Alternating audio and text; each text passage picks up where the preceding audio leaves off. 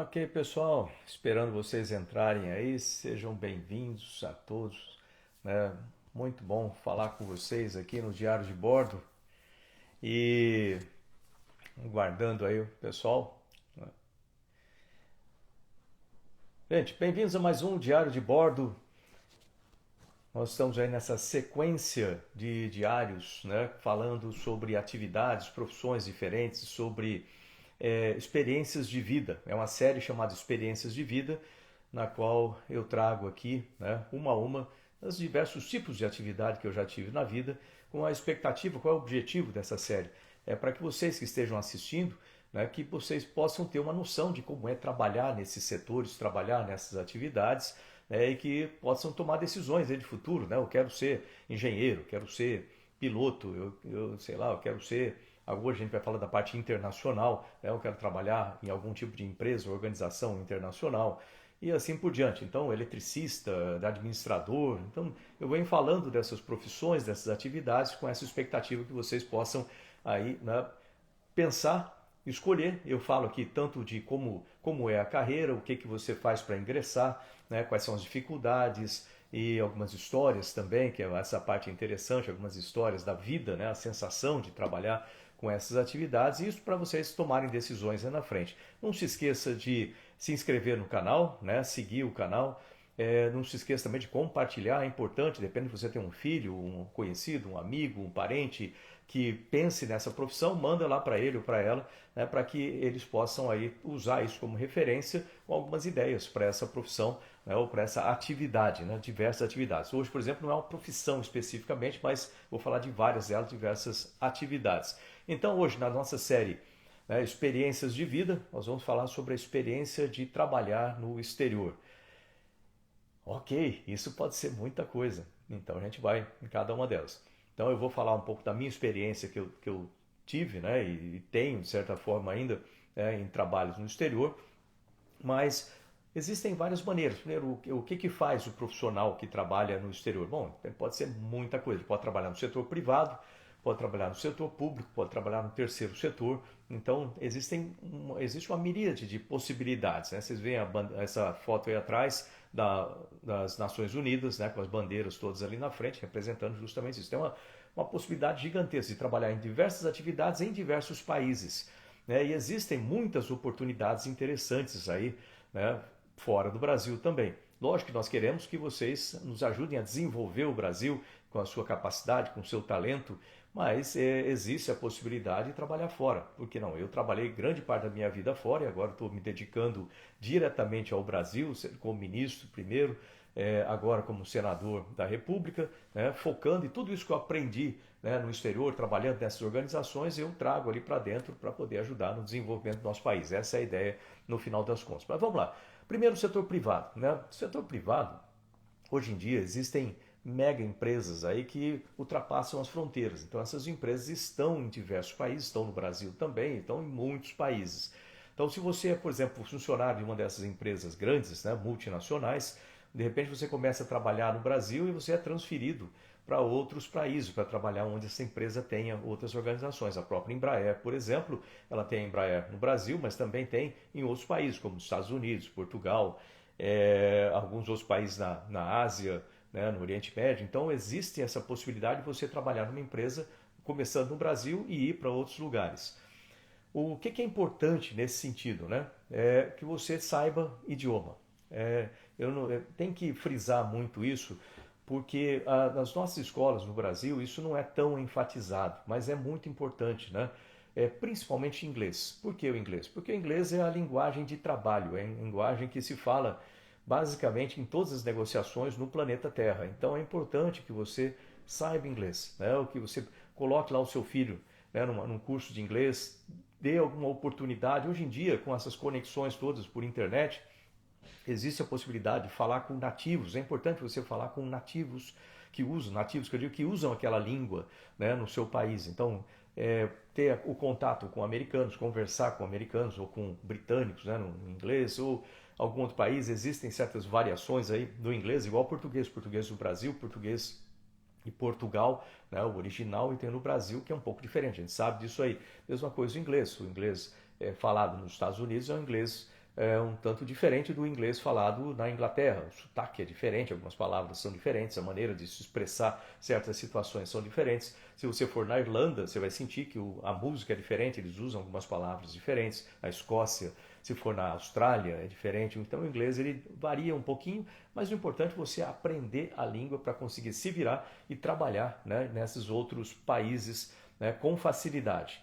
Aliás, isso eu acho que deveria ser uma coisa também primordial para quem vai dirigir um país, por exemplo, para quem vai representar o país lá fora. Então é importante que se tenha esse conhecimento, né, da língua de outros países, principalmente inglês. Aí já pode ir anexando outras línguas. Pode aprender espanhol, por exemplo, é mais fácil para a gente, que é muito próximo. É fácil num sentido e difícil no outro. Você tem uma tendência de falar portanhol em vez de falar espanhol, realmente. Mas é uma língua mais fácil de aprender, né? E é um número bastante grande de pessoas que falam espanhol no planeta.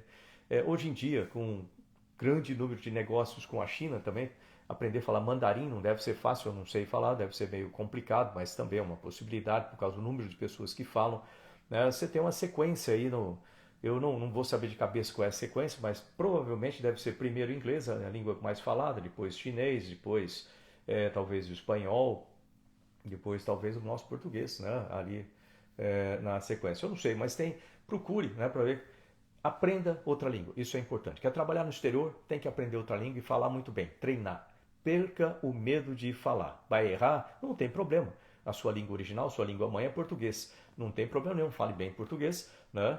Mas aprenda outra língua. Eu vou errar ali falando inglês com as pessoas. Não tem problema, as pessoas entendem que você não fala outra língua. Afinal de contas, pergunta para eles se eles sabem falar português, né? Então, não tenha medo, não tenha vergonha de tentar e falar outra língua. O importante é falar. O importante é você ter essa capacidade de comunicação em outros idiomas.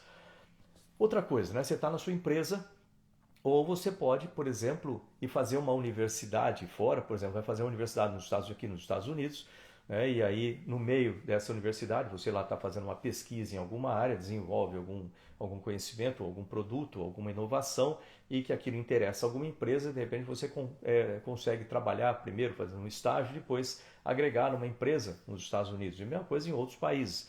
Então é uma possibilidade também, através do estudo, você está estudando alguma coisa, fazendo graduação, pós-graduação, você ingressar numa empresa por causa do tipo de trabalho que você realiza ali. Isso no setor privado, né? Aí vamos chamar assim, no setor, vamos chamar de terceiro setor, tipo ONU, né? Organização das Nações Unidas, né? Como vocês sabem, é uma organização que junta os países, né? Foi criada depois da Segunda Guerra, e é uma organização que está presente na maioria dos países no planeta Terra.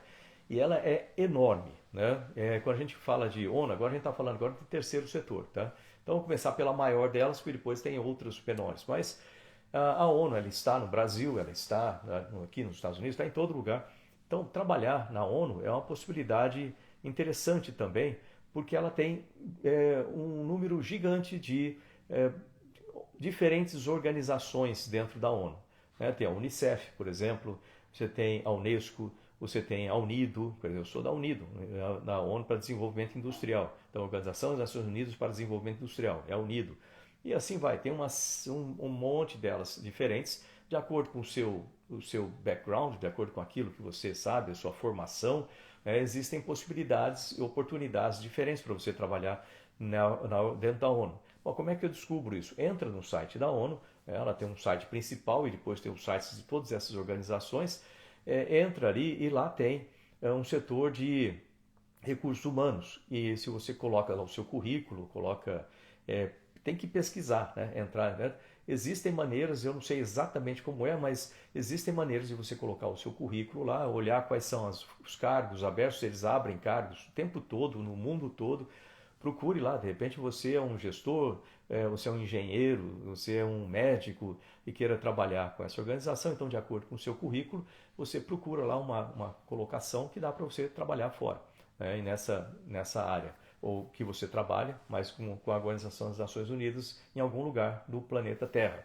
E é uma organização muito interessante, daqui a pouco eu vou falar mais dela, né, da minha experiência com a ONU.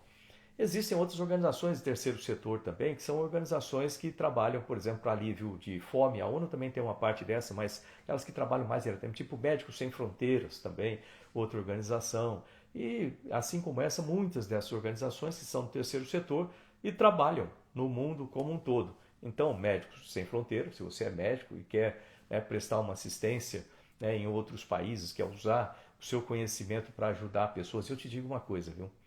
Tem muita gente que a gente precisa ajudar nesse planeta Terra, né? E no nosso Brasil também, né? Às vezes a gente fica vivendo numa bolha, lá você acaba não vendo o que tem no restante. Você tem que olhar para o país, as dificuldades, as diferenças sociais em tantos lugares do nosso Brasil, e assim é no planeta como um todo, né? Então é importante que a gente possa contribuir com o nosso conhecimento. O que me motiva sempre a trabalhar com a ONU, meu salário lá era de R$ 1, né? $1, $1 por ano.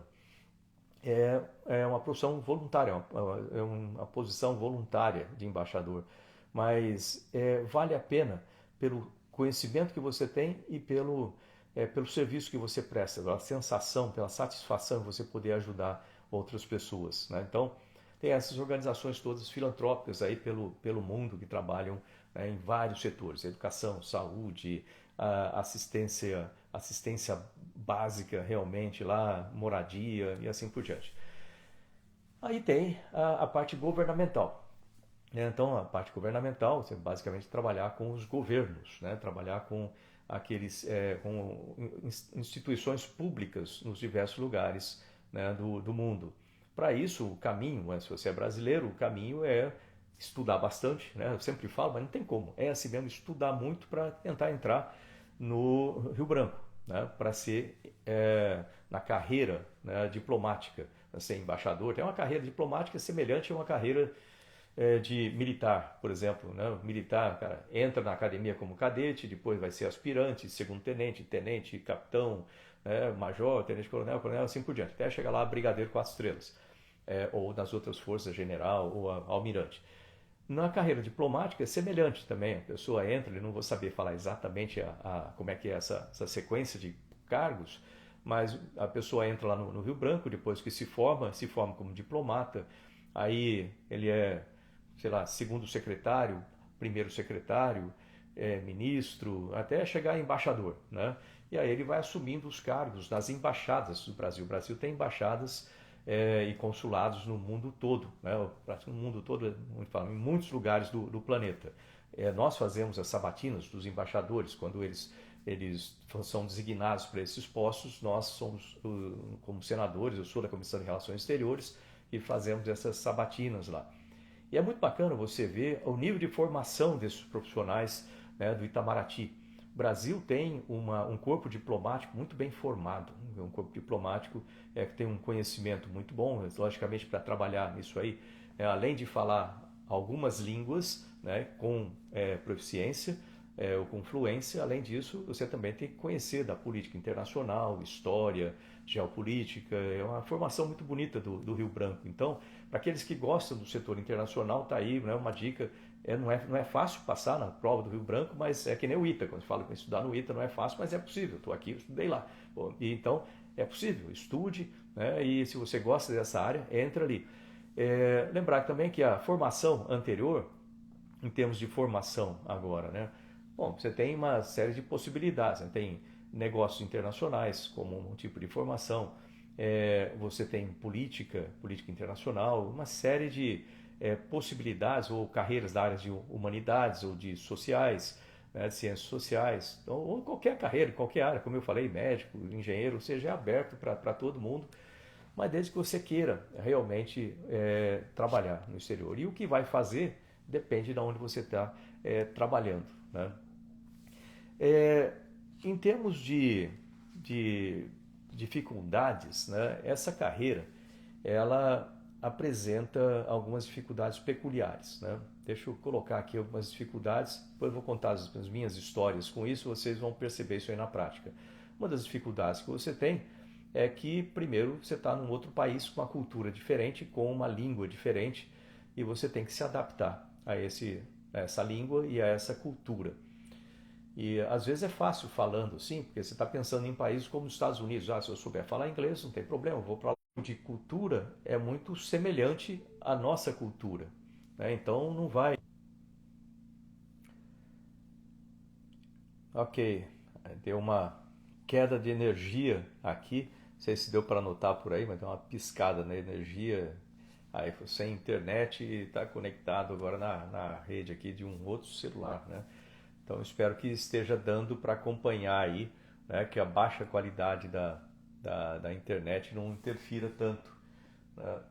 Deixa eu ver só um momentinho, ver se eu consigo mudar aqui. Ok, espero que esteja dando para acompanhar aí, né? Voltou aqui depois dessa mudança. Eu estava falando das dificuldades que se tem em trabalhar no exterior, né? A primeira dificuldade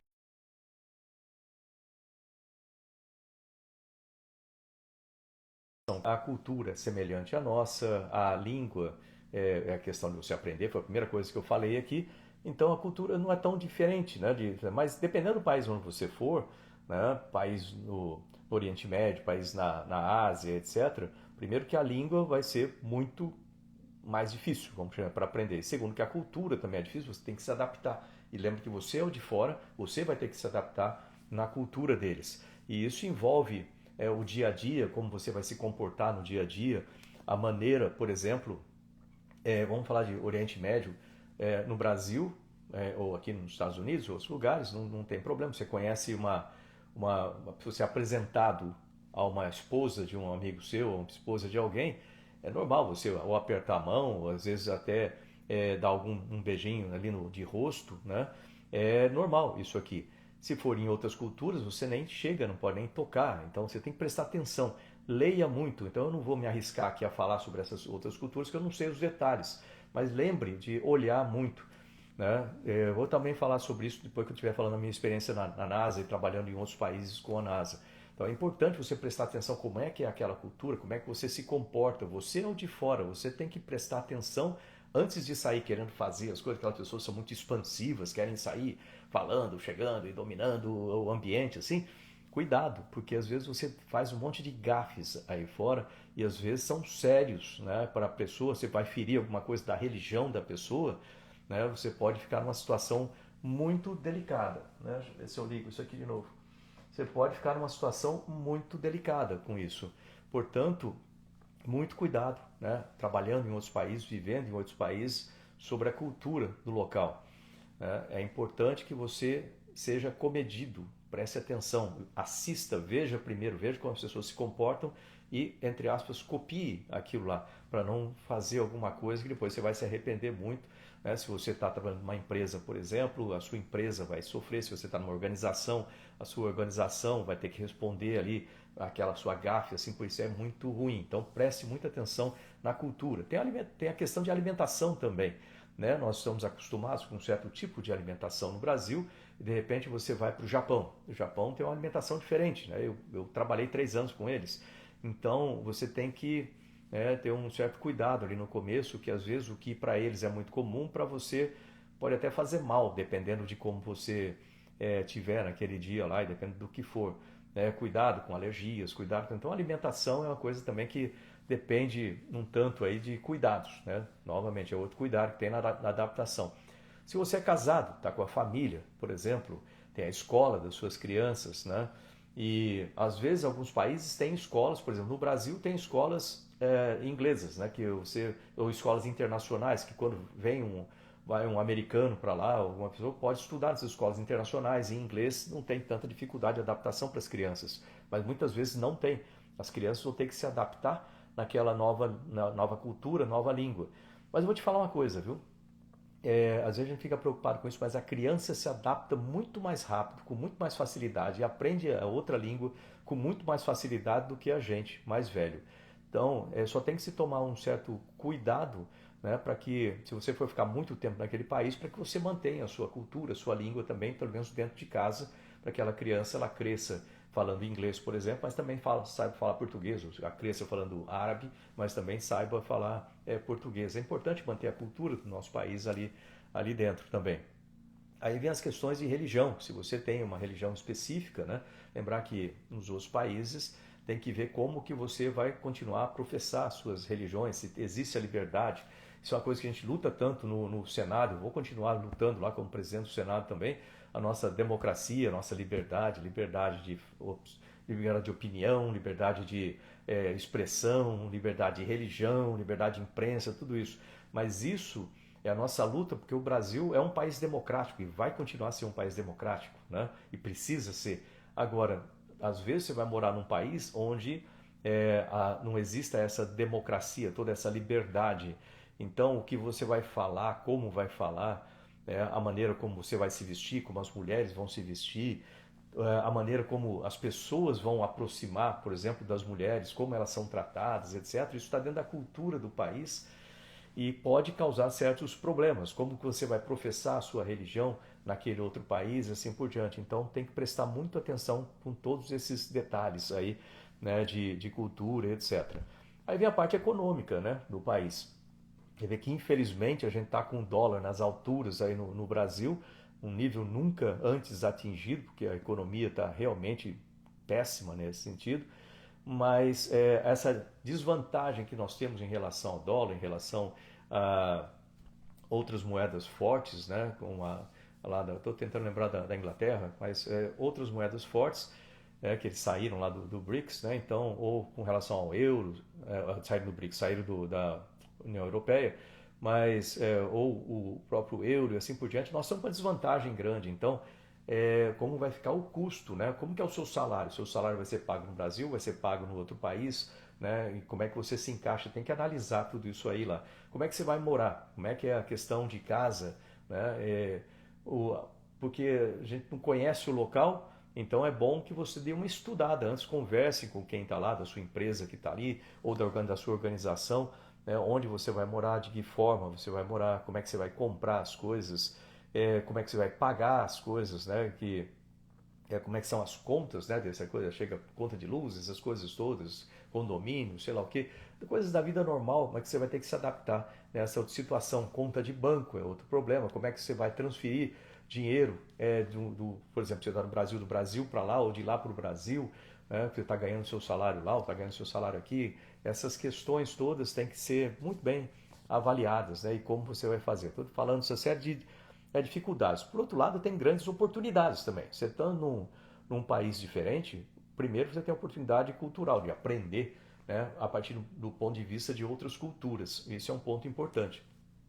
Depois, as próprias crianças, né, para quem tem família, está indo com a família, as crianças, a sua esposa ou o seu marido, estando no outro país, tem as possibilidades de aprender, se desenvolver naquele outro país também, vendo de forma diferente. Então, a questão da cultura é importante que você tenha essa visão, uma perspectiva diferente de problemas ou de situações, né, vista por aquela outra cultura. Isso é muito enriquecedor, né, para a vida, para a formação do indivíduo. Então, tem muitas oportunidades também que surgem por morar em outros países, né, de trabalhar em outros países. A gente está falando mais do trabalho que nos países. Deixa eu falar um pouquinho sobre experiências, algumas experiências de vida. Como vocês sabem, eu vim inicialmente aos Estados Unidos para fazer mestrado, doutorado.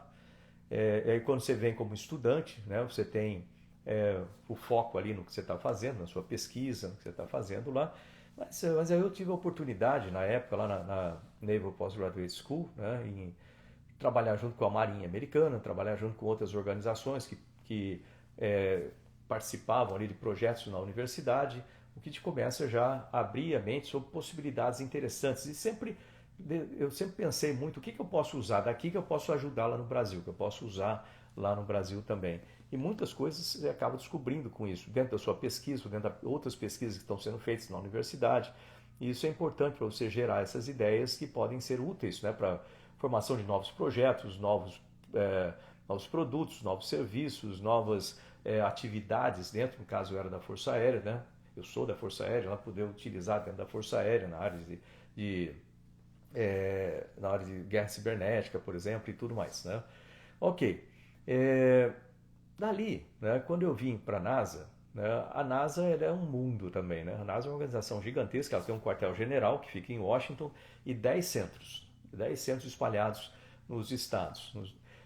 Então, ali cada um deles tem a sua função específica. Em Houston, por exemplo, a formação de astronautas, tudo a ver com voo espacial tripulado. No Kennedy era manutenção, lançamento, recolhimento de espaçonaves, ainda continua mais ou menos, agora ficou um foco mais comercial ali, de lançamentos comerciais. Michoud, por exemplo, ali perto de New Orleans, tratava com tanques e motores do ônibus espacial. E assim vai, cada lugar. NASA Ames, mais focado com a parte aerodinâmica e também desenvolvimento de simulador e outras coisas voltadas mais para a aeronáutica também ali na parte da NASA. Tem a parte aeronáutica e a parte do espaço. E assim vai, ou seja, a NASA é um mundo e ela se conecta com organizações do mundo todo. E aí eu tive a oportunidade, né, com isso, pelo fato de trabalhar na NASA, chegar, aí que não é fácil, obviamente, chegar dentro da NASA, você pode entrar como astronauta, que tem que participar de concurso público, aquelas coisas todas, como eu fiz, ou você pode trabalhar com a NASA. Né, e trabalhar com a NASA ela só contrata para ter, vamos dizer assim, crachá NASA, contra-cheque NASA, tem que ser americano. Ou você trabalha numa empresa terceirizada, tipo, quase 2/3 dos funcionários da NASA são de empresas terceirizadas. Então, muita gente é de várias empresas, como Boeing, Lockheed Martin, lá, de empresas de engenharia que trabalhem juntas. Então, uma série de empresas menores vão lá, trabalham. Você pode trabalhar numa empresa dessa daí. Nós temos vários brasileiros trabalhando dentro da NASA ou brasileiros que se tornaram americanos que trabalham para a NASA diretamente. Então, nós temos vários espalhados nesse centro. A NASA tem quase, não sei como é que está agora em termos de pessoal, mas tem quase 100 mil pessoas trabalhando em todos esses centros, né, em conjunto aí. E olha, oferece muitas possibilidades para qualquer área. Você é médico, tem possibilidade de trabalhar no toda a parte de fisiologia aeroespacial. É engenheiro, nossa, tem de tudo em todos os tipos de engenharia para trabalhar. Você trabalha na área social, também tem. Na área de biológicas ou de humanidades também, tem que fazer o cálculo de todas essas missões, tem cálculo de recursos, ou seja, tem muita coisa que é feito dentro da NASA. Mas eu tive dentro dessa experiência, deixa eu contar aqui algumas coisas, algumas histórias, né? Por exemplo, eu já falei aqui quando eu descrevi a profissão de astronauta, eu falei do tempo que eu trabalhei com a JAXA, né, a Agência Espacial Japonesa. Eu era responsável pelo módulo japonês, tanto na montagem dele lá no Japão, depois nos testes de integração com a estação espacial. Essa era a minha função, né? Era um setor que eu chefiava, era essa parte de integração de módulos para a estação. E aí, vivendo lá no Japão, eu estava morando nos Estados Unidos, então não levei a família para o Japão, porque eu ficava indo e voltando. Uma das primeiras coisas é a dificuldade do trajeto, né? Eram 13 horas, né, de Houston para Tóquio, e depois eu ia para Tsukuba, que dá um ônibus ali de 50 minutos, né? E eu ficava no hotel ali em Tsukuba, então eu ficava uma semana lá, 2 semanas aqui, às vezes um pouco mais tempo lá. Mas então eu ficava nesse trajeto. É cansativo, né? Porque você tem fuso horário, né? Basicamente lá está do outro lado.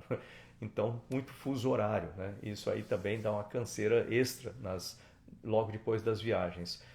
E eu tive todas as questões de adaptação, eu me adapto bem, né, em outras culturas, sem problema nenhum. Talvez pelo meu jeito de ser, eu presto muita atenção nas pessoas, né, e valorizo muito o respeito mútuo, né? Não sou o tipo de pessoa que sai fazendo qualquer coisa sem prestar muita atenção antes. Então, aliás, isso não é meu tipo de ser, falar alto, gritar, as coisas não funcionam de jeito nenhum. Então, eu me adaptei muito bem lá com eles, e o trabalho. Deixa eu contar um pouco de histórias lá de dentro da JAXA, né? A gente está acostumado em lugares que você vai trabalhar, em empresas, onde você tem aqueles cubículos, né? Onde cada pessoa fica ali num daqueles quadradinhos ali e trabalha lá dentro. Na JAXA, naquela época, não tinha, isso chamava NASDA, inclusive, naquela época, né? Imagina, no programa da Estação Espacial, na montagem do Kibo, tinha uma sala gigantesca, parecia uma quadra, assim, sabe, de basquete, tamanho assim. E aí, as diversas seções espalhadas, seção de elétrica, seção de hidráulica, seção de controle de temperatura e blá blá blá, assim. E aí, ali ficam as mesas, né? Você imagina as mesas assim, uma em frente para a outra, e no final dessas montagens, o chefe assim, olhando aquele grupo todo. E o chefe tinha uma bandeirinha vermelha que ele botava assim na frente ali do local dele. E quando eu cheguei, eu tinha um assento lá na seção de elétrica, né? e cada um com o seu computador. A primeira coisa que você estranha é que primeiro são os horários, né? Que o pessoal lá, inclusive estagiários, trabalham por 12, 14 horas por dia, sem garantia que vão ter emprego lá, de 10, eu acho que pegam um ou dois só, e o salário ou zero ou nada, ou quase nada, né, dos estagiários, mas eles estão lá porque eles querem trabalhar na JAXA e a maneira como eles vão conseguir entrar ali. Lembra até aquele filme, né, Em Busca da Felicidade, lá o cara fazendo aquele curso, aquele estágio todo, sem ganhar nada, para depois eles escolherem um. Mas se você está cansado, como o trabalho é muito intenso lá, e a NASA, o Japão, não é porque eu trabalhei lá não, mas é um país que ele é muito engrenado em termos de fazer projetos. Eles eram do programa da Estação Espacial Internacional, eles eram o único que sempre terminava antes, né, as suas tarefas, né, o que estava previsto ali no cronograma, naquela carta gigante, né, que a gente tem lá, né, eles sempre terminavam por último. Eu nunca vi eles terem que dar qualquer justificativa de atraso. Por que isso? Bom, você imagina, o cara trabalha bastante ali, o engenheiro, por exemplo, está na minha sessão ali. Se ele leva, todo mundo tem um tipo de um travesseirinho assim embaixo. Aí a pessoa está cansada, você pode pegar aquele travesseirinho, botar na mesa e dormir um pouquinho. Ninguém vai ficar chateado porque você está dormindo no trabalho. Não, não. É normal você descansar um pouco ali, depois você volta, 15 minutos, volta e continua a trabalhar. Quando falta, essa é a parte interessante que eu queria falar. Quando falta uma pessoa da sessão, suponha ali a sessão de elétrica, todo mundo trabalhando lá, cada um na sua parte, né, do trabalho para montar o módulo, para testar o módulo lá. E aí, quando falta alguém, o que o chefe faz? O chefe sai daquela posição dele, leva aquela bandeirinha dele, senta no computador da pessoa, no lugar da pessoa ali, põe a bandeirinha na frente para dizer que o chefe está sentado ali, né? E ele continua o trabalho da pessoa. Um ponto importante a perceber a partir desse comportamento é o seguinte: você nota que para ser chefe lá, você tem que saber fazer o trabalho de todo mundo, porque senão você não vai ter competência para chegar lá, sentar na mesa de alguém e continuar o trabalho da pessoa. E você tem que estar acompanhando atentamente o que cada um está fazendo, né, em que parte eles estão fazendo. E por isso que eles estão sempre, não é só por isso, mas uma das razões é que eles estão sempre adiantados, estão sempre no cronograma, porque o trabalho não para e o chefe faz o trabalho. Agora, você quer ficar um pouco mais espantado, uma coisa interessante também, na cultura deles, né? O chefe, ele substitui aquele engenheiro ali, mas vamos supor, né, que falte o faxineiro, que está lá varrendo o chão. O chefe vai lá, vai pegar a vassoura e vai varrer. Não existe trabalho indigno, não existe nada disso. Existe, porque eu sou chefe, eu não posso pegar uma vassoura, eu não posso trabalhar, limpar, lavar um prato, fazer qualquer coisa. Negativo, né? Todo o trabalho é digno e o chefe tem a responsabilidade de fazer aquilo funcionar. E significa também fazer a parte do trabalho que tiver que fazer. Pode ser o trabalho do faxineiro, pode ser o trabalho do engenheiro, o trabalho de quem for. Então é importante isso. Você vai lá no laboratório, na montagem lá do módulo, todo mundo com aquele traje que a gente chama de bunny suit, né? Traje de coelho, né? Que fica todo mundo igual, o japonês é meio parecido lá, então fica mais parecido ainda. Tá lá o chefe apertando parafuso lá embaixo, igual a todo mundo. Então não tem essa coisa. Porém, quando chega na reunião, todo mundo tem uma distância de poder, que a gente chama bastante grande. Ninguém vai tomar uma decisão lá assim, de qualquer forma, né? Existe todo um rito através disso. E depois que o chefe entra na reunião, a porta fecha e ninguém mais entra, né? O horário é muito restrito, o horário é muito estrito, né? Estrito. Todo mundo cumpre o horário direitinho, coisa que a gente precisa fazer também. Então, na nossa cultura, por exemplo, às vezes o pessoal chega atrasado. Tem gente que tradicionalmente ou culturalmente chega atrasado. Você marca uma reunião para as 9, a pessoa começa a chegar às 9h15. Está errado, entendeu? Você está trabalhando num ambiente no exterior, a pessoa marca uma reunião às 9, você chega 15 para as 9 lá e fica esperando. Mesmo que você seja o primeiro, você vai ficar lá esperando, né, até aquele momento. Você nunca chega atrasado, você não vai esperar que a pessoa fique te esperando. Para muitas culturas, essa espera por você é uma falta de respeito, né? Você não está respeitando aquilo que tem que ser feito em termos de horário. Então, o horário tem que ser cumprido. Então, chegue antes, né, para poder ficar, né, se adequar à cultura. Chegou mais cedo, não tem problema, você começa a se adaptar, depois chega no horário, certo? Mas nunca depois. Depois é muito ruim isso aí. Vamos falar de Rússia, né? Então, esse tempo da NASA também, eu trabalhei com muitos países. Eu vou falar um pouco de Rússia, né? Eu fui lá, né, fazer o curso na Rússia. muita coisa para aprender. E quando você chega, a língua russa e a maneira, né, assim, né, às vezes você acha que, pô, esse pessoal acho que é meio estranho, parece que o pessoal está sempre brigando um com o outro por causa do tipo da língua, mas não é, é a maneira de falar dentro da língua, não é? Então é questão de prestar atenção ali. E outra coisa, você quer se inteirar num grupo, você fique próximo do grupo. Então, lá eu podia falar inglês, sem dúvida, né? Mas dentro do centro, a maioria falava inglês. Fora, se for lá em Moscou, no meio da rua, pouca gente vai falar inglês. É bom se aprender russo, é bom se aprender a língua local. Mesmo que você erre muito no começo, você não vai conseguir dominar uma língua completamente em pouco tempo. Mas eu tinha 3 meses para aprender o idioma, o básico para poder voar, para poder ler checklist, ler painel, falar com controle. Né? Então o que eu fazia? Eu ficava muito junto com os russos, evitava ficar junto com os americanos falando inglês o tempo todo, ficava junto com os russos falando em russo, tentando falar em russo, ouvindo, entendendo aquela coisa, ia na rua conversar na feira, né, para alguma coisa. E isso aí, no começo o pessoal dá risada, tal, não, mas é normal e é legal isso aí, essa interação cultural. Né, no final das contas, eles apreciam muito o fato de você estar tentando falar o idioma, eles vão fazer o esforço que for necessário para você entender, né, o que eles estão falando e para entender você também. Então é muito. Hoje em dia tem até eu tenho não sei onde é que ele está aqui, né, que eu trouxe na viagem, mas um tipo de um tradutor. Né? Existem uns tradutores que você consegue colocar, aí a pessoa fala em qualquer idioma, você consegue traduzir ali com conexão na internet, você consegue ouvir no seu idioma e falar no seu idioma, a pessoa ouvir no outro. Né? Mas não confie muito nessas coisas, o ideal é você mesmo, né? Você poder entender e falar o idioma diferente. E na Rússia, aí outra questão cultural, né, que isso aí eu senti bem, não comigo, mas com relação a mulheres. Né, o que acontece? A cultura nos Estados Unidos, no Brasil também um pouco, mas aqui um pouco mais, existe o que a gente chama de o seu espaço pessoal. Você pode pensar assim, tipo de uns 80 centímetros, né, de você, uns 70, 80 centímetros de você. Esse é o espaço que você está confortável ali. Ninguém chega muito próximo de você. A pessoa chegar muito próximo de você, você fica meio desconfortável, né? Aquela pessoa, assim, principalmente se for uma pessoa muito grande e tal, chega muito próximo, cola em você, assim, é uma sensação meio esquisita se você não conhece a pessoa. E aqui isso é muito respeitado, é importante você respeitar esse espaço. Você nunca chega muito próximo de alguém se você não conhece a pessoa, não é uma amiga seu, principalmente do outro sexo, né? Ou uma mulher com relação ao homem, um homem com relação à mulher. A gente nunca tem essa aproximação, isso é estranho, não é. E isso é muito respeitado aqui. Por exemplo, você entra no elevador, tem lá uma mulher que você não conhece, uma mulher bonita, está ali, você não vai fazer qualquer comentário engraçado para ela, não existe esse tipo de coisa. Né? Respeite a pessoa se conhece é diferente, se você não conhece, não fala nada, né? Deixa ali.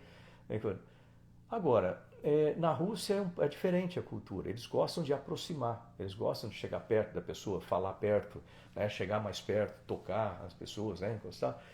Então, por causa dessas diferenças, existe certa possibilidade de conflito. Por exemplo, chegar um russo perto de uma mulher americana e chegar meio próximo dela, ela vai achar estranho aquilo lá, né? Vai achar esquisito. Agora, a mesma coisa para um homem, chegar um homem americano ou brasileiro, chegar lá na Rússia. Aí é o contrário, a mulher russa está acostumada que você chegue um pouco mais perto, não tem essa coisa. Não quer dizer que é geral, você vai chegar e sair abraçando qualquer um, não é assim não. Mas ela tem essa questão de ficar um pouco mais próxima.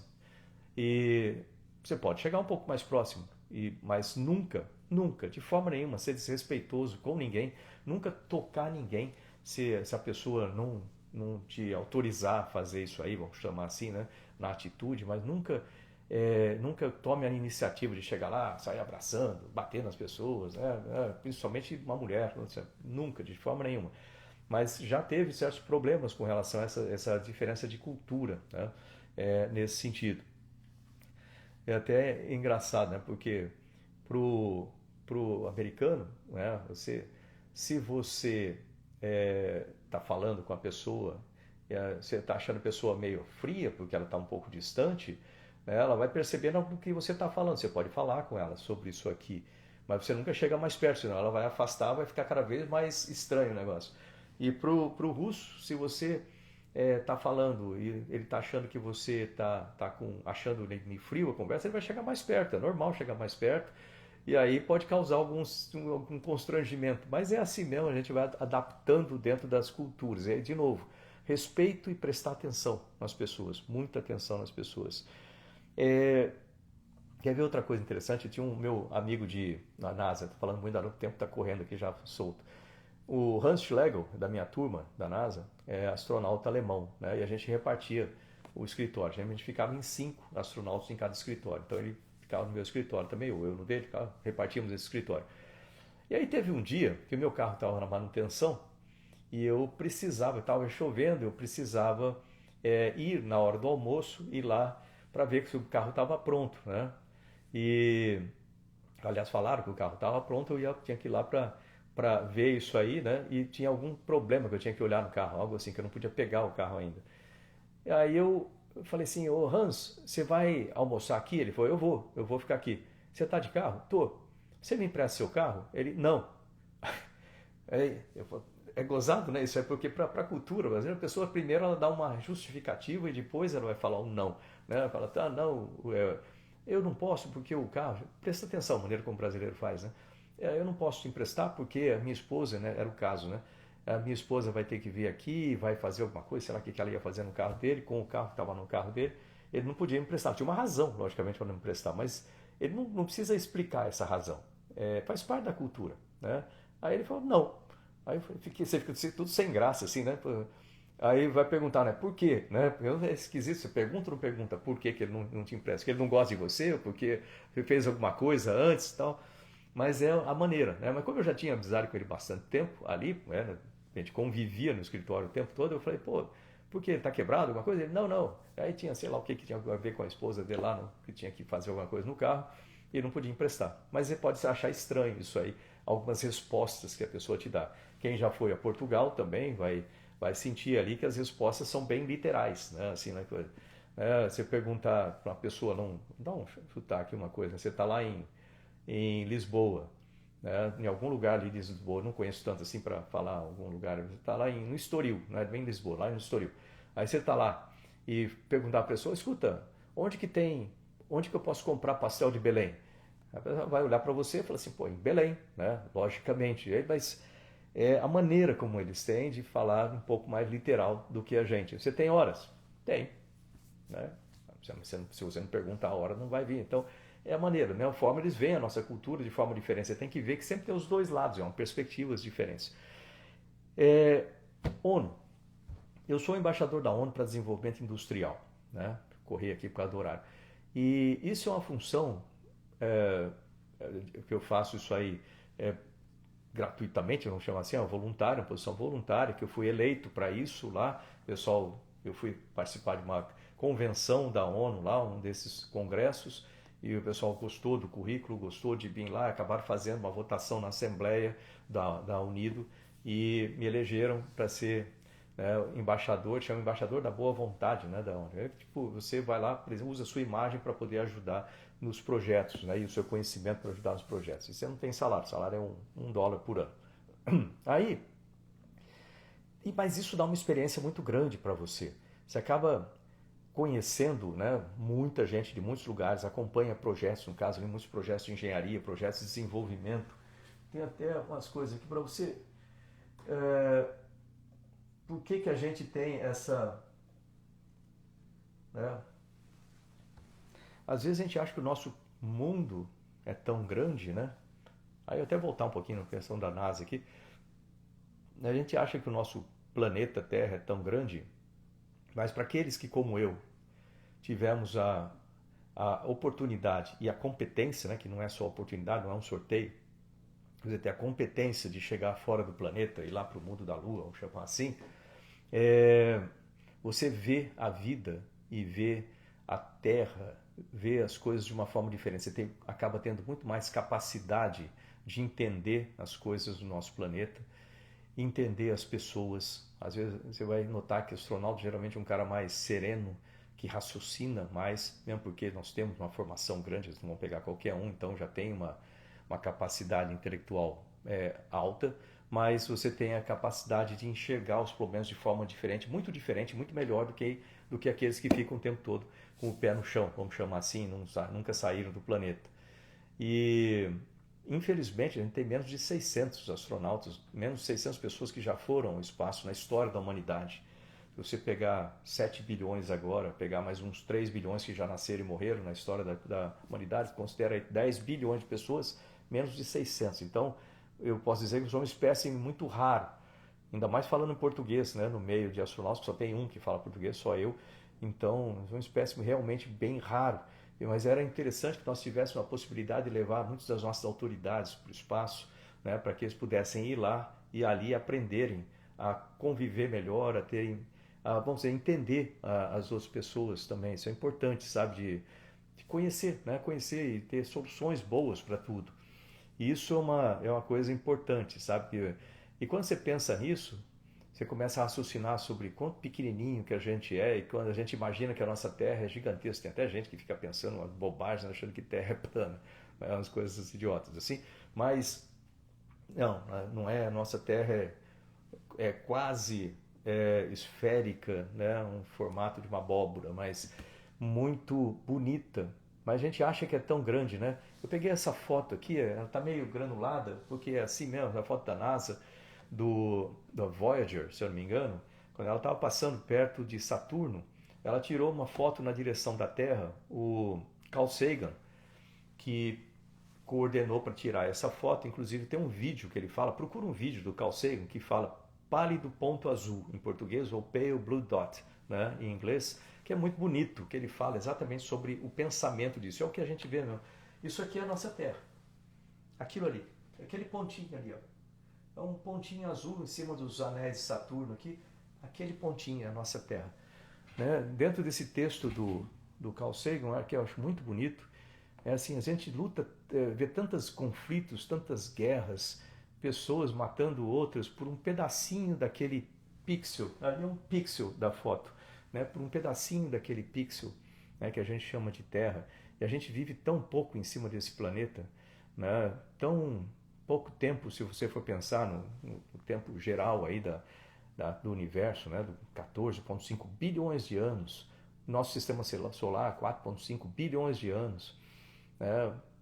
E a gente vive o quê? 100 anos. Se alguém viver muito, muito, vai viver 100 anos. Né? Praticamente nada. E a gente discute por tão pouca coisa. Tem muito conflito, tanta briga, por tão pouca coisa. Para brigar por aquele pontinho ali, ó. Aquele pontinho, a Terra ali. Só aquilo ali. Né? Ou seja, a gente tem que pensar em coisas melhores, né?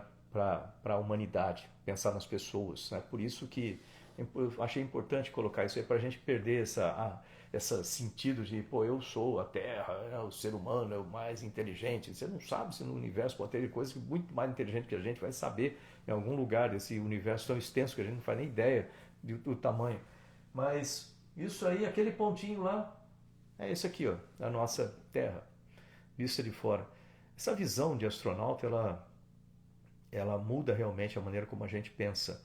Né? De novo, eu gostaria que todos pudessem ir para fora lá para poder ter esse senso, né, da importância ou da falta de importância e da importância que a gente tem ao mesmo tempo. Né? Tá aí o nosso planeta, né? E a nossa visão lá do espaço, essa aqui está um Progress. Aqui. O Progress ele é um veículo de transporte da Rússia, que é muito parecido com a Soyuz, né, que transporta pessoas, que transporta carga, mas dá para ver aqui a nossa Terra, essa visão que a gente tem lá da estação espacial. Né? E você ter essa oportunidade de trabalhar com a NASA é sensacional, porque você tem a visão do trabalho com outros países, da cultural ali com outros países. Depois você vai estar na estação espacial trabalhando com outras pessoas de outras culturas, de outras línguas, de outras religiões, buscando o bem comum na Terra. Isso é a parte importante. Para você visualizar isso, imagina uma mesa redonda com essas pessoas sentadas em volta de culturas diferentes e um problema no centro. É o problema da nossa Terra que a gente precisa ajudar a resolver. Eu estou olhando pela minha perspectiva, da minha religião, da minha cultura, da minha língua por aqui, mas outras pessoas estão vendo de outras perspectivas. Pode ser que eles tenham, e geralmente tem as melhores soluções ali para aquele problema. O que acontece geralmente é que as pessoas não querem ouvir as outras pessoas. E esse é o maior problema que a gente tem. Se a gente conseguisse fazer com que todos na Terra ouvissem as outras pessoas, isso a gente faz ali na estação o tempo todo, né? Conversa entre a gente, descobre a melhor solução, né? O problema é que a gente não vê isso de forma geral na história do planeta Terra, né? Então, muitos conflitos poderiam ser evitados se as pessoas simplesmente ouvissem mais as outras, né? Isso seria muito melhor e todo mundo trabalhasse para o bem comum. Isso é uma coisa que você sente lá do espaço, aqui trabalhando nesse aspecto internacional, né?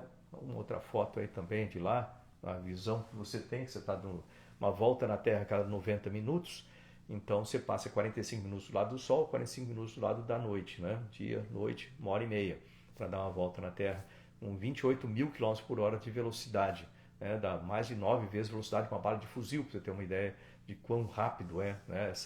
Essa nossa espaçonave ali. E tudo isso é muito grandioso para o nossa ser um ser tão pequenininho que nós somos, né, em relação a tudo isso. Mas é muito bonito você ver a Terra por aí. E eu duvido que você consiga mostrar aí onde que vive um japonês, onde vive um africano, onde vive um americano, um brasileiro, porque nós somos misturados em cima dessa terra. Aí você vai falar, tem as fronteiras dos países. Não, né? Tem brasileiro nos Estados Unidos, tem americano na África, tem africano no Japão e assim vai, tem gente espalhada para todo lado. O fato é que a gente precisa cuidar bem desse planeta nosso aqui, né? Porque esse é o único que a gente tem e não tem outra perspectiva. E o que a gente vê, e essa é uma das coisas que a gente vê quando trabalhando na ONU, você tem essa oportunidade de ver situações boas em lugares bons e situações muito difíceis em lugares muito difíceis no planeta. E tudo isso que eu estou falando reverte, quando a gente não faz direito, né, entre as nações, reverte nisso aqui. Né? Reverte em pobreza, reverte em guerras, reverte em crianças sofrendo. Acho que é a coisa mais representativa de tudo isso é criança. Porque a criança não está. Não foi ela que criou aquela guerra, aquele conflito, não é. Se colocasse as crianças de um país ou de outro e de outro juntos, não ia acontecer absolutamente nada, né? Existem conflitos históricos que precisam ser resolvidos e com harmonia, existem conflitos novos, existem interesses de poder, existe gente ruim também, né? Se todo mundo falar e fazer coisas boas, olha que a gente teria um planeta muito, mas muito melhor. Né? O problema é quando as pessoas começam a fazer diferente disso, começam a pensar em outras coisas que não o bem das outras pessoas e a gente acaba tendo como resultado isso aí. Isso é uma função para todos nós. Então, quem quer trabalhar no exterior aí, quem quer ajudar nisso, eu acho que é muito interessante que você tenha também aí um bom coração, sabe, para poder enxergar essas coisas e ter compaixão. Compaixão não é ter dó de ninguém, não. Compaixão é você se colocar no lugar das outras pessoas.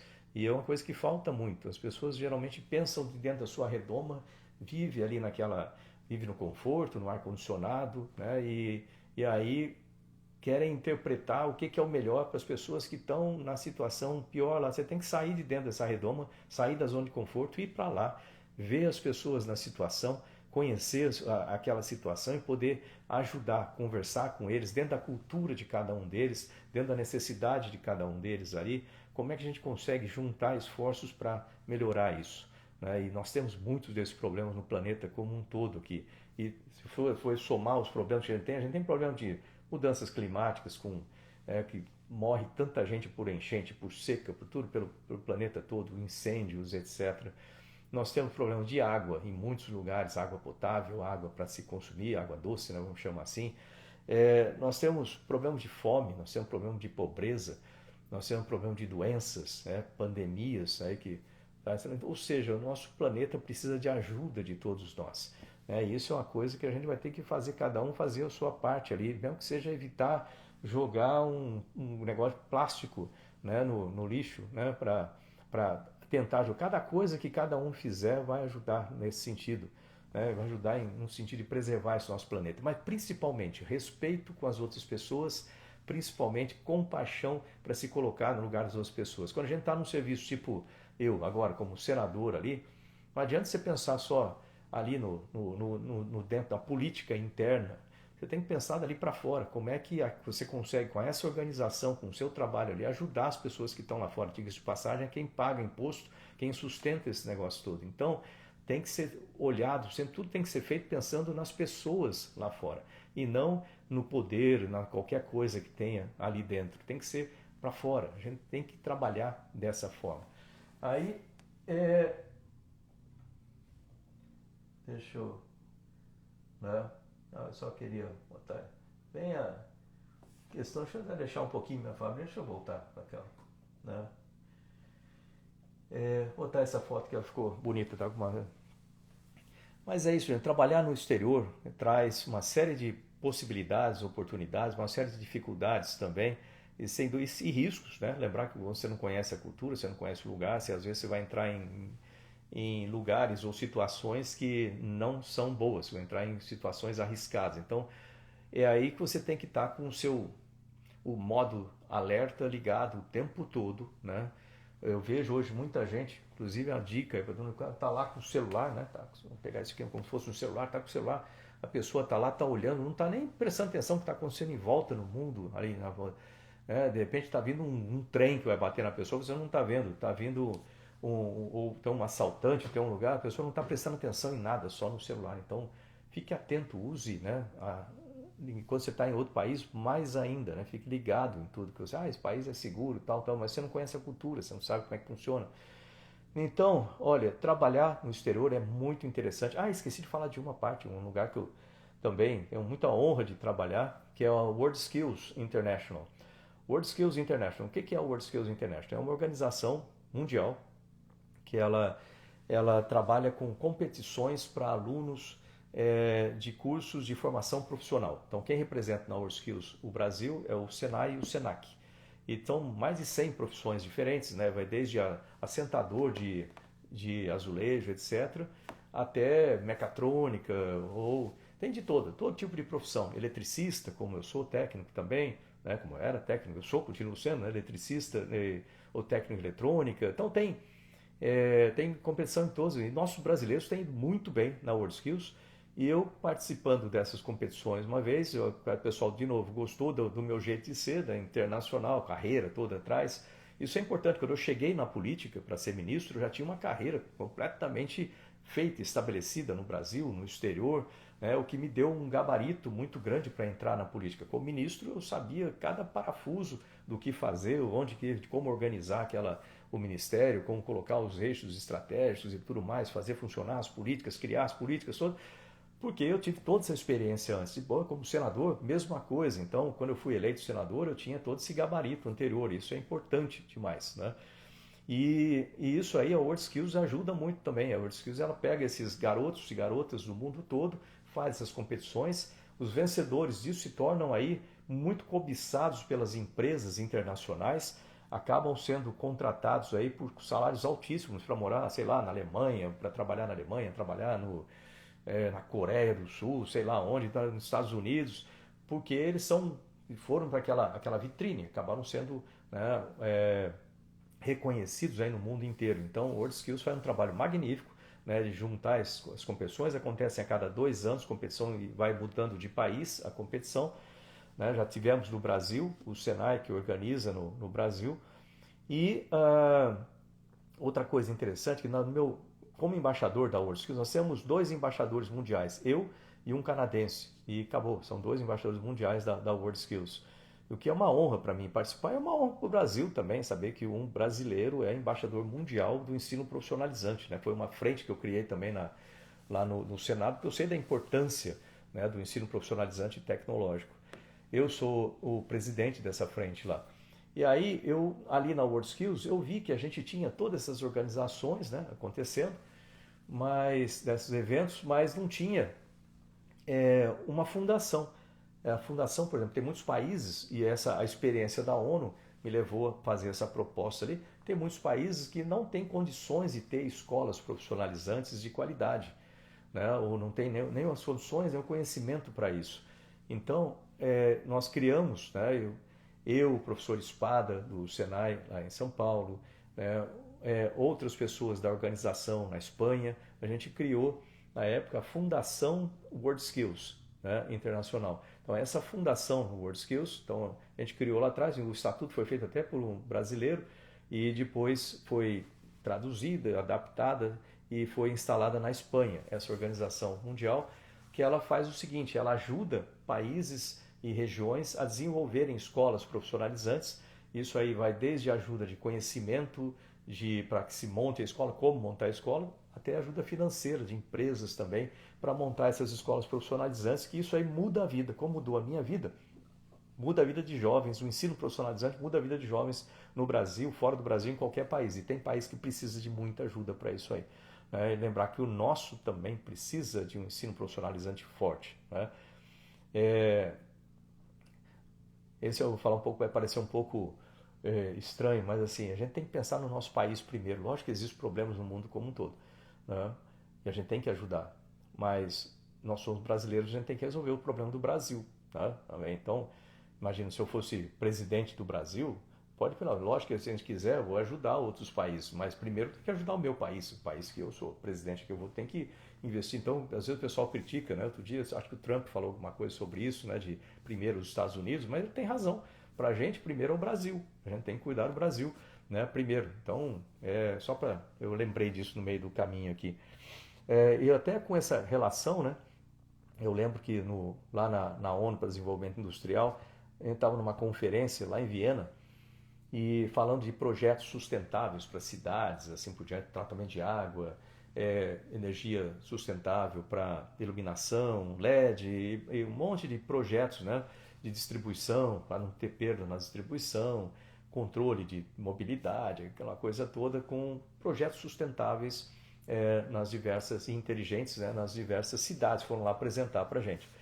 Eu assisti aquilo, aí depois eu fui falar, teve uma reunião ali em cima com a diretoria, né, e o diretor-geral da organização era o Ian Keller na época. Aí eu falei assim, diretor, por que a gente não cria uma cidade inteligente, sustentável, que traga todos esses projetos num lugar só e que sirva ali como fosse uma vitrine, né, que as empresas coloquem lá os seus produtos, serve uma vitrine para as empresas, mas a que a gente transforma essa cidade com um modelo de desenvolvimento sustentável, né, para o planeta. Ele adorou a ideia, falou, pô, é mesmo, isso aí a gente pode fazer, pode, vamos fazer isso aqui e tal, não. Aí ele queria levar para a África, ele é da África, ele queria levar para... Eu falei, não, pô, pensa bem, o Brasil, nós temos uma floresta amazônica que chama a atenção do planeta como um todo, vamos criar esse negócio em alguma cidade de lá. E eu digo mais, o estado para criar isso aí, o estado de Roraima, o estado mais adequado, porque ele tem um terço dele ali com floresta amazônica, um terço com o que eles chamam de lavrado, né, que é tipo de um cerrado assim, e depois lá mais para o norte, chegando mais perto da Venezuela, lá começa a subir, é um trecho mais de montanha, né? Tem um monte Roraima lá, mas é um trecho diferente, onde fica lá a Raposo Serra do Sol e o Yanomami, né, daquele lado lá. É diferente, são ambientes diferentes, né? Nós temos uma possibilidade muito grande de desenvolvimento do Estado através de projetos sustentáveis. Então a gente podia pegar uma cidade lá de Roraima e fazer isso.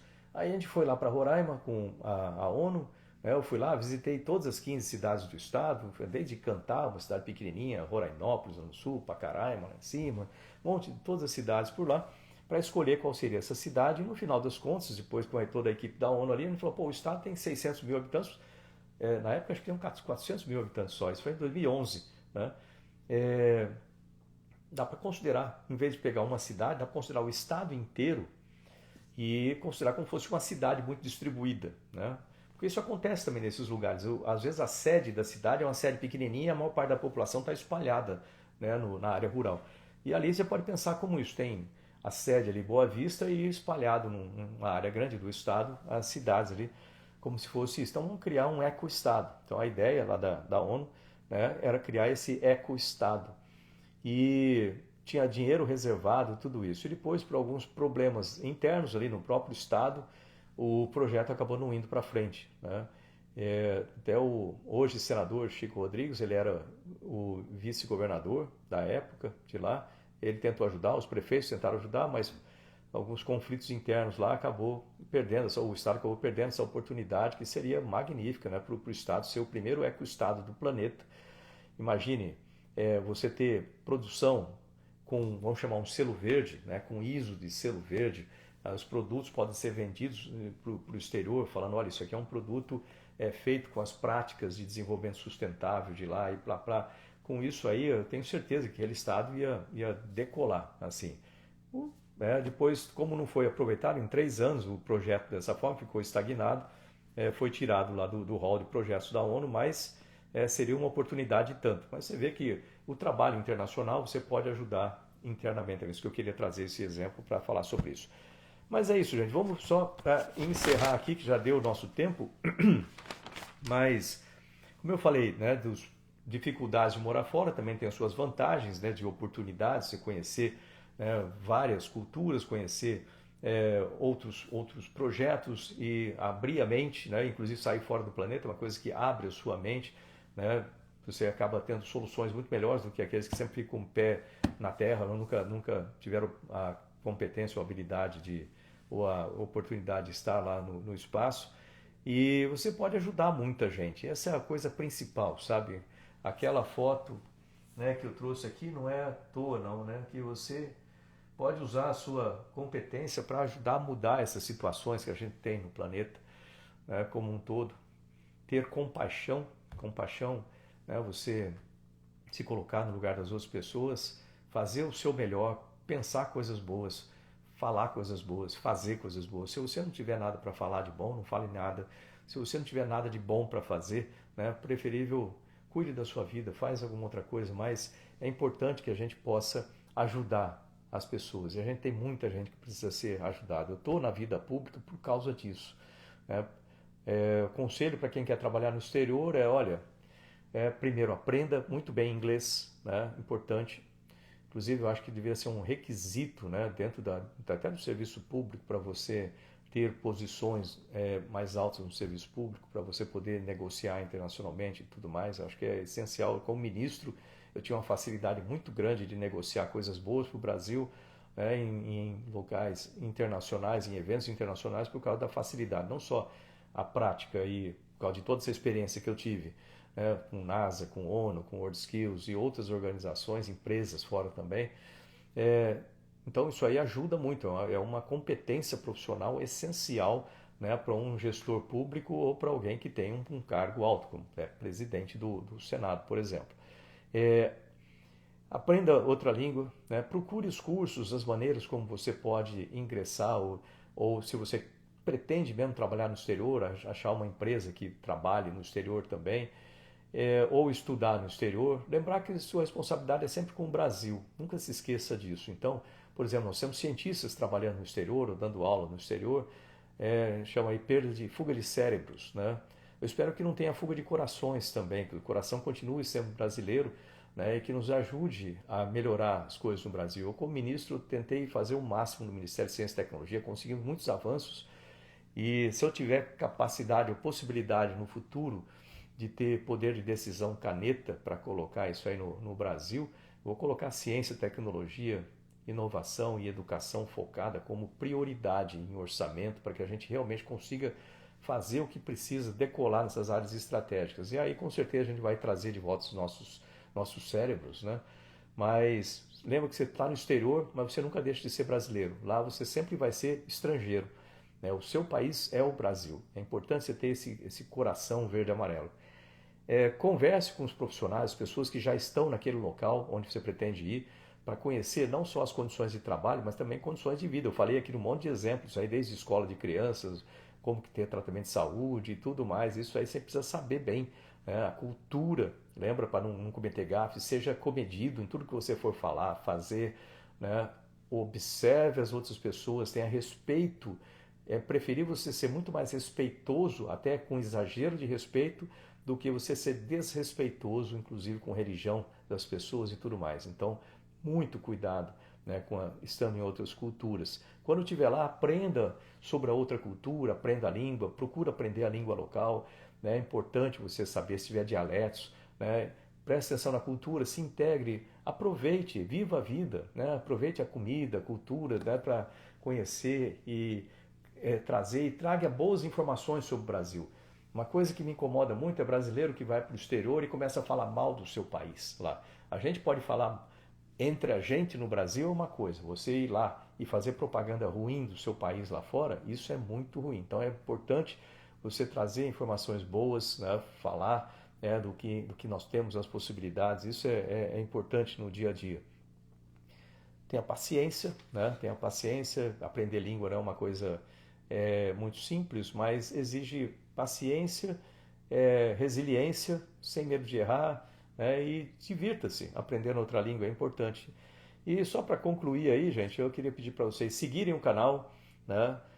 Compartilhar, importante também, comentar depois aí que o vídeo vai ficar gravado. Todos os comentários aqui eles aparecem, mas aqueles que ficam depois que ele fica gravado, o comentário fica lá. Comente, coloque sua experiência, se tiver experiência no exterior, coloque para as outras pessoas também terem essa experiência, compartilhe a sua experiência, né? Pô, eu moro, sei lá, na Irlanda, aqui é assim, assim, assado com relação à saúde, a gente tem que ter plano de saúde desse jeito, X, Y. Compartilhe com as pessoas, que aqueles que vão estar vendo o vídeo, justamente o objetivo é isso, né? Dar informações para aqueles que vão querer morar fora, trabalhar fora em alguma coisa. Então, se você já está fazendo isso, compartilhe aí também, não fica só eu falando aqui, você compartilha as suas experiências também no exterior, isso é muito, muito importante. E é isso sim. Lembrando que semana que vem, né, não nesse sábado, amanhã, no próximo sábado, a gente vai ter a eleição lá no Senado, para presidente do Senado. Eu sou candidato independente. Conto aí com a ajuda de vocês para conversar com seus senadores, para que aqueles que apoiam a mesma coisa que eu, né, eu sou da direita, a gente apoia. Mas isso serve para todo mundo, a gente é contra a droga, né? Droga é ruim para qualquer um, não importa de onde que ideologia você tem, contra a droga, contra aborto, né? Contra jogos que destroem a vida de tanta gente, a favor de liberdade, liberdade de opinião, expressão, manifestação, imprensa. Liberdade é essencial, parte da democracia, um dos pilares da democracia, na defesa da democracia também. Na defesa da anistia, importante, eu estou brigando para isso, na defesa também de dar andamento nos processos de impeachment, o que for, não é para perseguir um fulano, ciclano, não é porque justamente você quer liberdade, você não pode perseguir ninguém, mas é fazer acontecer aquilo que está previsto e ter o respeito com tudo que é feito, né? Por exemplo, 150 deputados assinam um pedido, você tem que ter o respeito de colocar aquilo para o plenário. O plenário é soberano. Então você tem que colocar lá para o plenário, pelo menos para dar partida no processo. Então é importante. São essas coisas que eu defendo e eu nunca mudei, eu vou continuar a defender as mesmas coisas que eu falei lá atrás, durante a campanha, e desde lá do tempo que eu participava da campanha para eleger o Bolsonaro, lá em 2018, né, enquanto ele estava lá na cama, a gente estava lá fazendo campanha, né, na rua, na chuva, no sol, que seja, porque a gente acredita nas mesmas coisas, nós estamos na mesma direção. Depois, em 2022 também, toda a campanha feita juntos, né?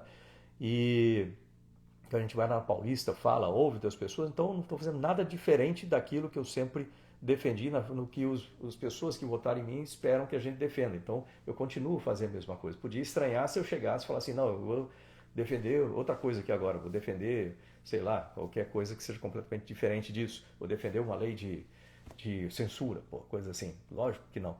Então, se eu estivesse fazendo isso, seria de se estranhar. O que eu estou fazendo não é para se estranhar, porque eu sou candidato independente, defendendo a mesma coisa que a gente sempre defendeu, né, que todo mundo de direita deveria estar defendendo, e fazendo esse esforço sozinho, né, vamos dizer assim, que é independente. Eu sou independente do partido, justamente para blindar o partido, que pode ter o acordo que quiser com o Davi Alcolumbre, com quem quer que seja, e não vai ter nenhum tipo de retaliação, né, caso eu perca, né? Então não tem problema nenhum.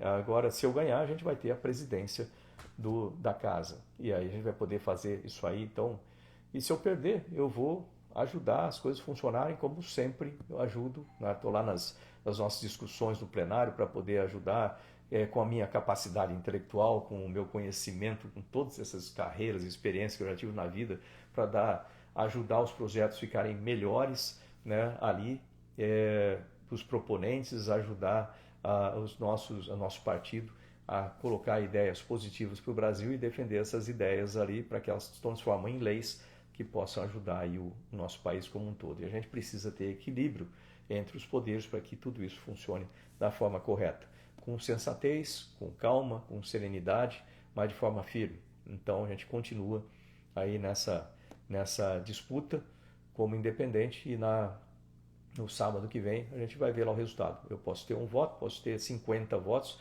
Eu estou trabalhando junto com o Girão, a direita super unida ali, número de votos que ele fizer, vai somar com o número de votos que eu fizer. De repente a gente leva esse processo para um segundo turno, né? E levando para um segundo turno, então um de nós, quem fizer mais votos ali, passa a ser o candidato majoritário, o outro acompanha, para que a gente tenha aí uma disputa democrática, respeitar o regimento, respeitar a prerrogativa de todo senador ter a possibilidade, se quiser, de se candidatar e de ser votado. E eu gostaria que tivesse mais candidatos, inclusive, que seria muito bom para a democracia como um todo. Eu estou contando com vocês aí para ajudar a divulgar para os seus senadores, que são senadores que votam, né? Se você gosta de, que eles querem que eles votem em mim, porque você acredita nessas mesmas coisas que eu acabei de falar, que eu acredito, então fala para o seu senador votar em mim. Se quiser que vote no Girão, fala para votar no Girão, né? A gente vai somar esses votos depois. Se você gosta do Davi Alcolumbre também, que é que acredita no que ele faz, né, no que ele apresenta como possibilidade, só olhar lá no último mandato dele, vai lá e fala para votar no Davi, né? E o importante é o seguinte, a gente ter democracia e fazer funcionar essas coisas, tá bom? Grande abraço aí a vocês, vejo amanhã de volta no Diário de Bordo, né, com outra profissão, outra atividade aí, tá bom? Grande abraço aí, um ótimo dia.